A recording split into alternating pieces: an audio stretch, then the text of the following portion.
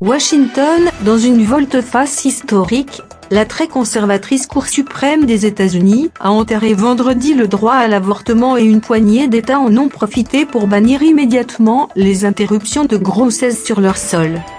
Bonjour et bienvenue sur la chaîne S Magazine TV. Pour ceux qui ne sont pas encore abonnés, cliquez sur le bouton et activez la clochette pour ne rien manquer de notre prochaine vidéo. C'est ce que vous devez savoir.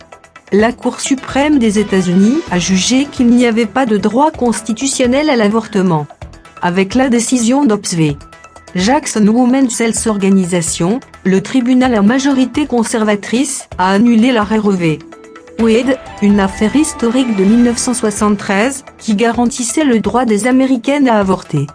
La Constitution ne fait aucune référence à l'avortement et aucun de ses articles ne protège implicitement ce droit, écrit le juge de la Cour suprême Samuel Alito.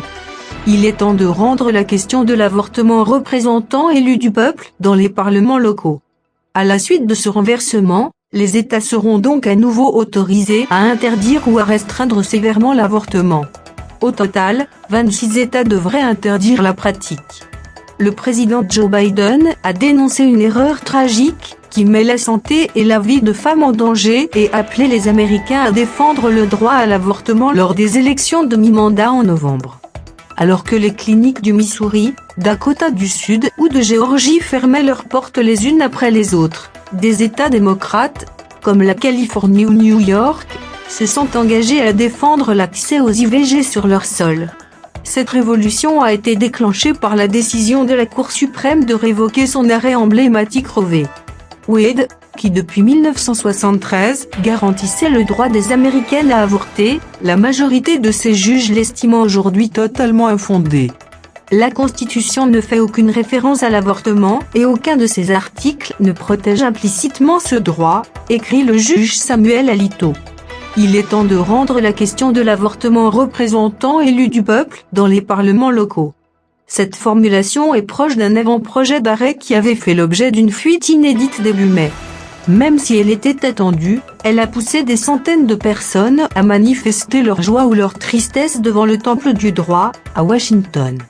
C'est dur de s'imaginer vivre dans un pays qui ne respecte pas le droit des femmes, confiait Jennifer Lecoude-Chaba, 49 ans, en étouffant un sanglot. On entre dans une nouvelle culture de protection de la vie, se réjouissait à l'inverse Gwen Charles, 21 ans. Au bilan de Trump. L'arrêt publié vendredi est l'un des plus importants de l'histoire de la Cour suprême depuis sa création, en 1790, remarque le professeur de droit de la santé Laurence Gostin. Il est déjà arrivé qu'elle change sa jurisprudence mais pour instaurer ou restaurer un droit, jamais pour le supprimer, dit-il. La décision va à contre-courant de la tendance internationale à libéraliser les IVG, avec des avancées dans des pays où l'influence de l'Église catholique reste forte comme l'Irlande, l'Argentine, le Mexique ou la Colombie.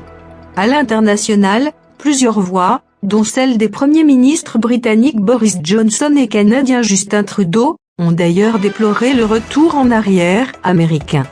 En France, le président Emmanuel Macron a regretté la remise en cause par la Cour suprême des États-Unis des libertés des femmes, soulignant que l'avortement est un droit fondamental pour toutes les femmes.